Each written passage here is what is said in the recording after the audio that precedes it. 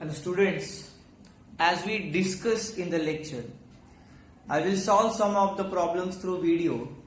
I will upload this so that we can try to save our time.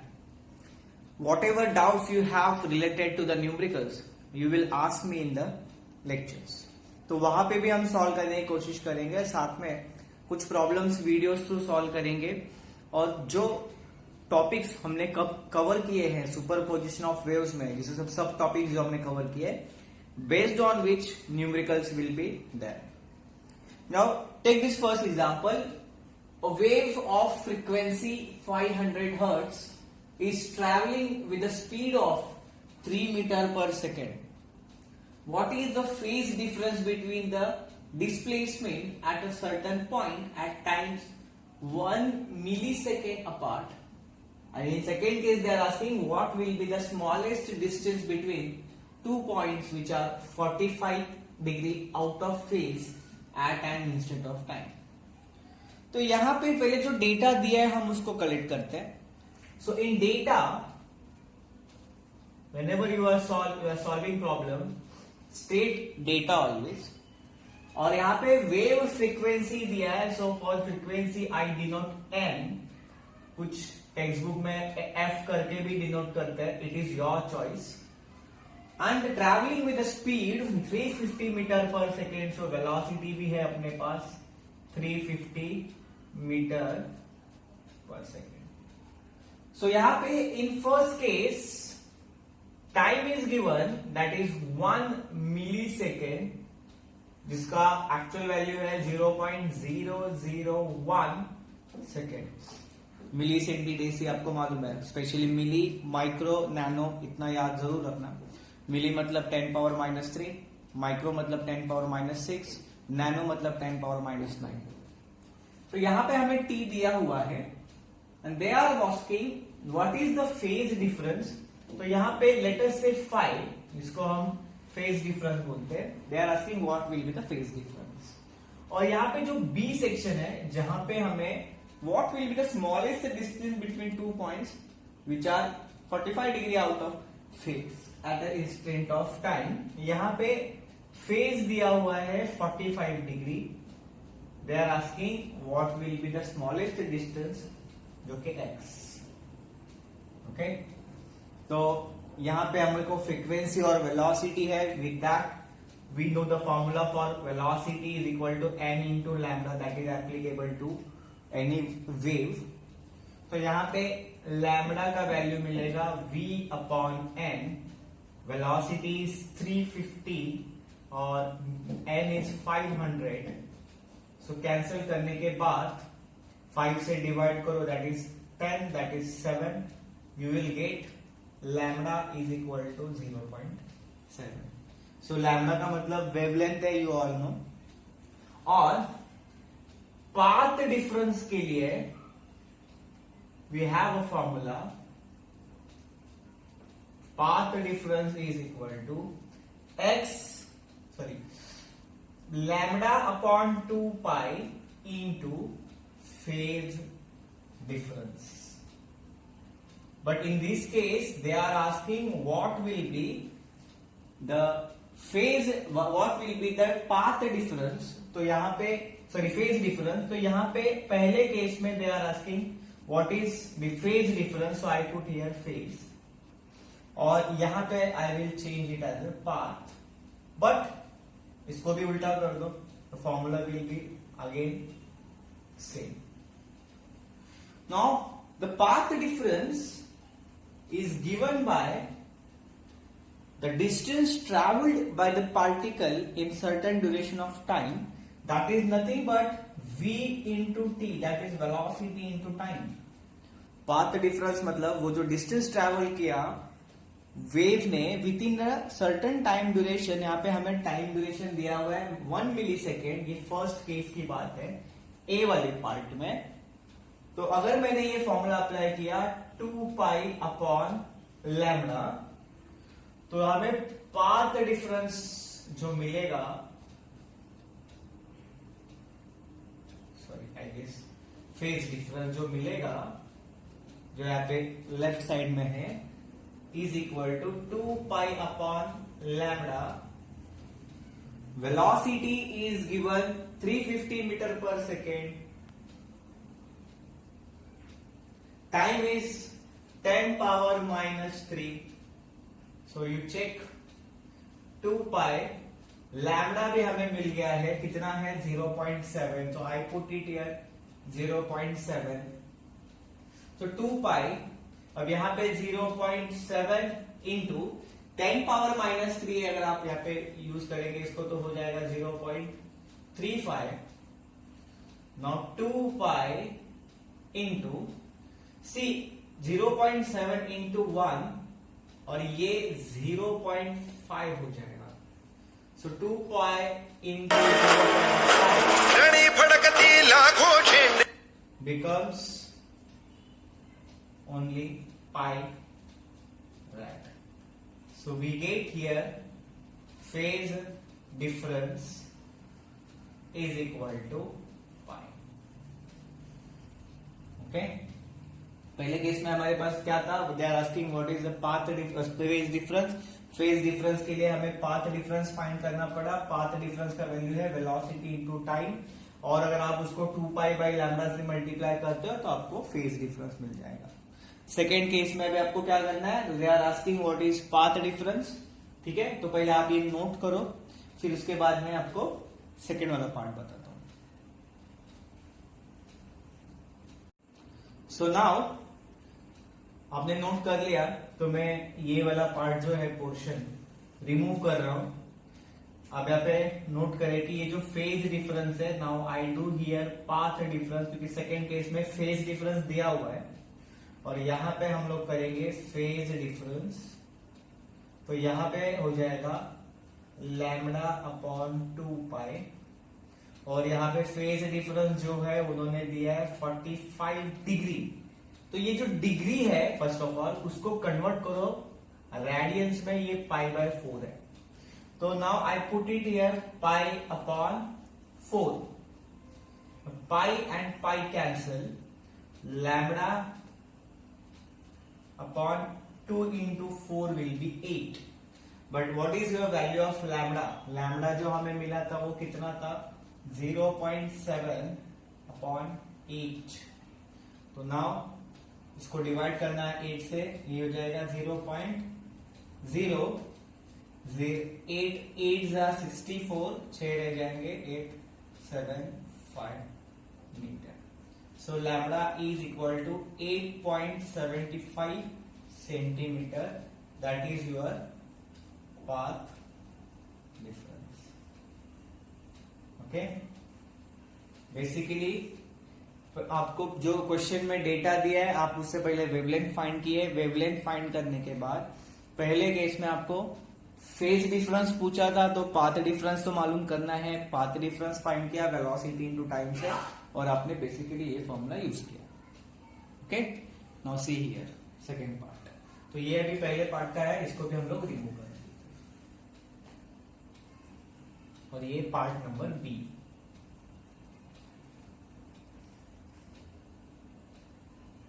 Second question, that is 11th question.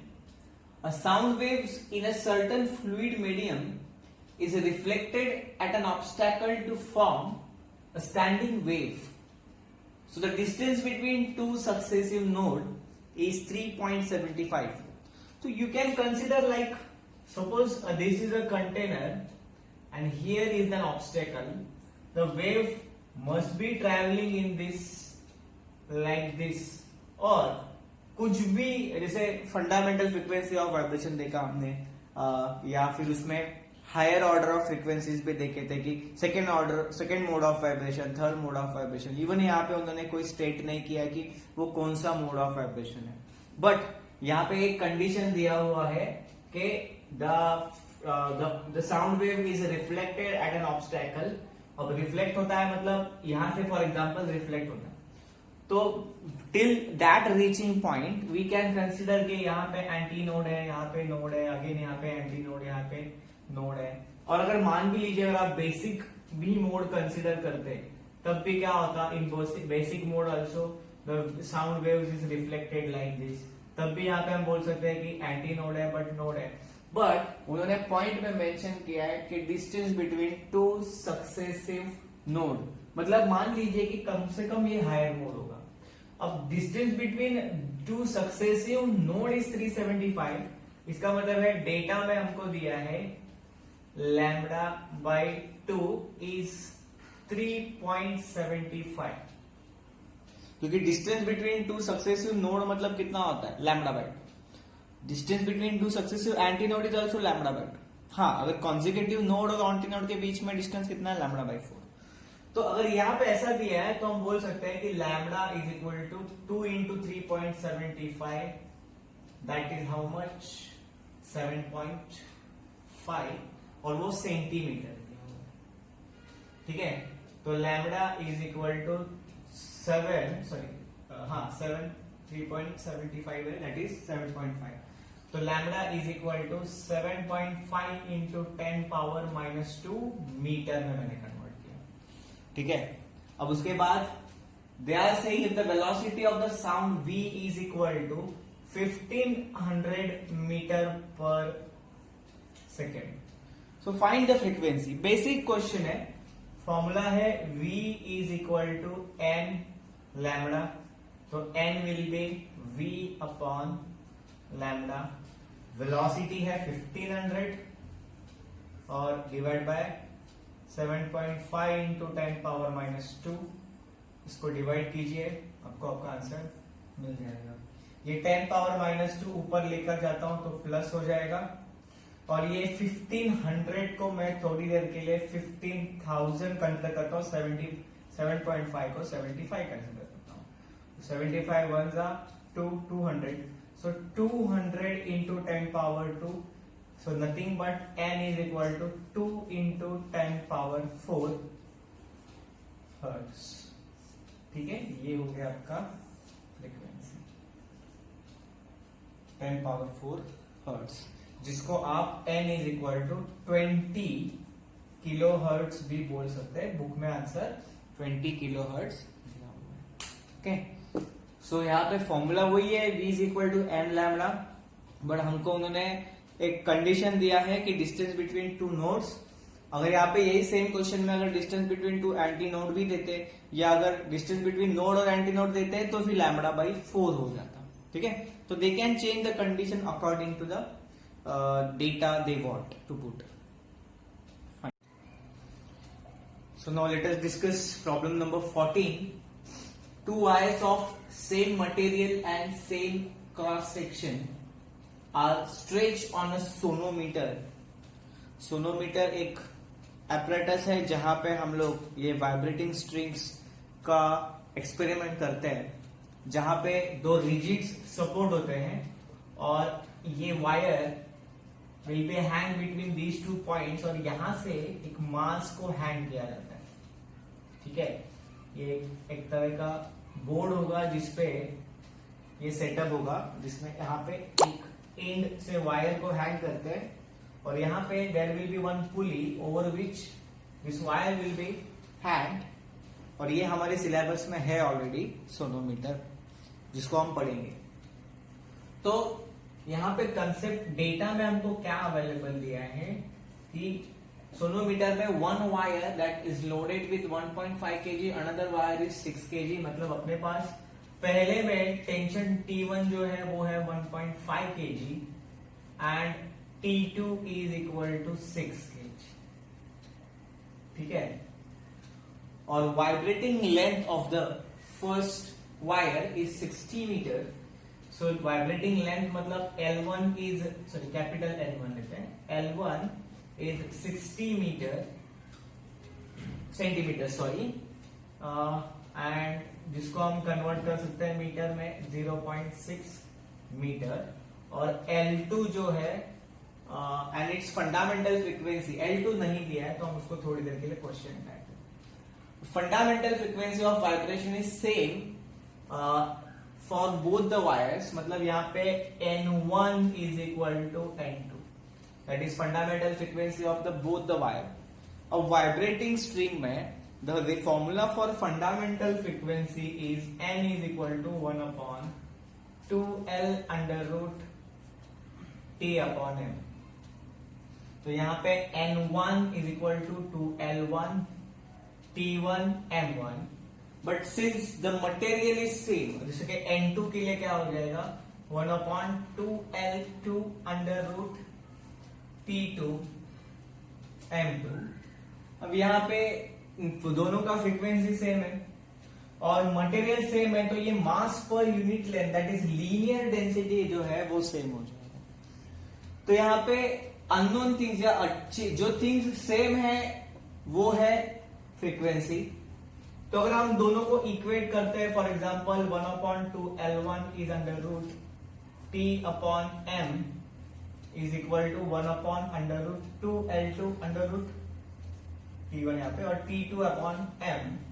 तो ये M और M cancelled है क्योंकि दोनों भी same material से बने हुए हैं, और 2 और 2 कैंसल है, तो वहां पे हो जाएगा under root of T1 upon L1 और यहां पे हो जाएगा under root of T2 upon L2। हमको चाहिए L2, तो L2 is equal to L1 under root T2 under root T1। ठीक है। So now if we put the value L1 is 0.6 meter under root of T2 has 6, T1 is 1.5, so that is equal to 0.6 into 1.5 और ये 6 4 से multiply करेंगे, so under root of 4, so that is 0.6 into 2, that is 1.2 meter। L2 is equal to 1.2 meter। okay? तो यहाँ पे हमने ये problem solve किया। तो हमको यहाँ पे वाइब्रेटिंग स्ट्रिंग का जो फंडामेंटल फ्रीक्वेंसी का फॉर्मूला है वो यूज करना है। Both the frequencies are equal, length अलग है बट मटेरियल सेम है, तो यहाँ पे M और M will also be constant, M1 M12 equal to M, तो वो कैंसिल हो जाएगा। ठीक है। तो जो वैल्यू अपने पास नहीं है दैट इज L2, उसको अननोन साइड में रख दीजिए, बाकी सारे वैल्यूज हमको दिए हैं, put the values and get the result, that's it. So now we move to the next problem, the problem number 30 we have। कुछ प्रॉब्लम्स अगर मैं स्किप कर रहा हूं तो हम उसको लेक्चर्स में डिस्कस करेंगे, क्योंकि that might be a theoretical problems, और कुछ प्रॉब्लम्स मैं आपको एज अ होमवर्क करने दूंगा। तो यहाँ पे 2 sound waves travel at a speed of 330 metre पर सेकेंड, मतलब दोनों साउंड वेव्स का velocity is constant, that is same. So we mention here that V1 is equal to V2 is equal to 330 meter per second। If their frequencies are also identical, मतलब अगर frequency अगर same है, ठीक है, ये अपना data है, frequency is also same, that is N1 is equal to N2। What will be the phase difference between the waves at a point 3.5 centimeter from one source and 3 meter from other source if the sources are in phase? Since the sources are in phase, इसका जो आप distance देख रहे हो wave का 3.5 है और second का सोर्स है वो 3 मीटर है, तो यहाँ पे पाथ डिफरेंस जो है, पाथ डिफरेंस एक का 3.5, पाथ एक का 3.5, एक का 3, तो अपने माइनस करो आपको मिलेगा 0.5 metre is your path difference. ठीक है। तो दोनों सोर्सेस एट अ पॉइंट पे एक 3.5 मीटर पे रीच हो रहा है, एक 3 मीटर पे रीच हो रहा है, तो पाथ डिफरेंस जो है वो 0.5 metre. So from the other source, if the sources are in phase, they are asking what will be the phase difference, मतलब दे वांट डेल्टा फाई, जिसको हम लोग फेज डिफरेंस बोलते हैं। Okay, that is a question type. Now as per the formula, अपने पास phase difference का formula है,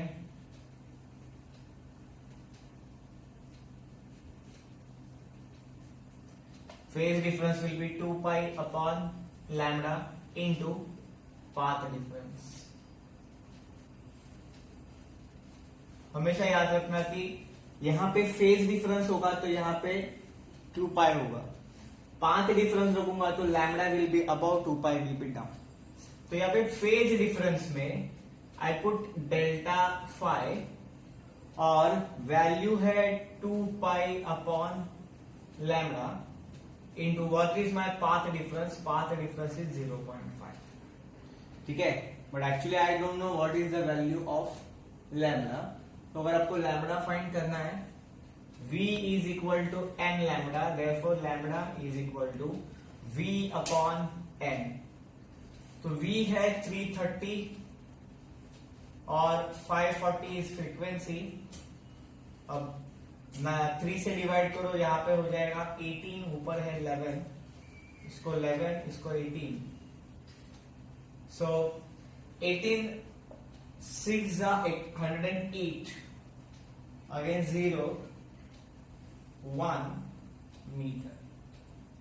Now if I use this formula in delta phi, 2 pi upon lambda 0.601 into 0.5. So if we take this value, 2 into 0.5 will be 1, that is pi upon 0.610. सी यहाँ पे अगर आपको ये value नहीं करना है तो आप 11/18 वैल्यू को भी सिलेक्ट कर सकते हो। You keep here 11/18। तो इससे फायदा क्या होगा आपको, 18 will be above upon 11 into 2 pi into 0.5। 2 pi into 0.5 becomes pi 18 upon 11।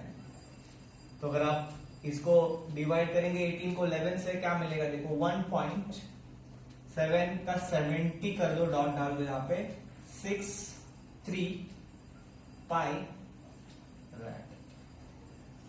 Okay, तो that is also based on same formula के हमको पहले क्या करना पड़ेगा, phase difference is equal to 2 pi upon lambda into path difference. Then फिर मैंने value of lambda पहले फाइंड किया, मैंने लैम्डा यहाँ पे फाइंड किया था, बट ये जो वैल्यू अगर आप यहाँ पे डालते हो तो आपको लॉग टेबल से जाना पड़ेगा। तो यूज योर स्मार्ट ब्रेन और यहाँ पे 11/18 को ही पुटअप करो, जिससे कि आपको लॉग टेबल की जरूरत नहीं है। Okay, so that is the problem number 30।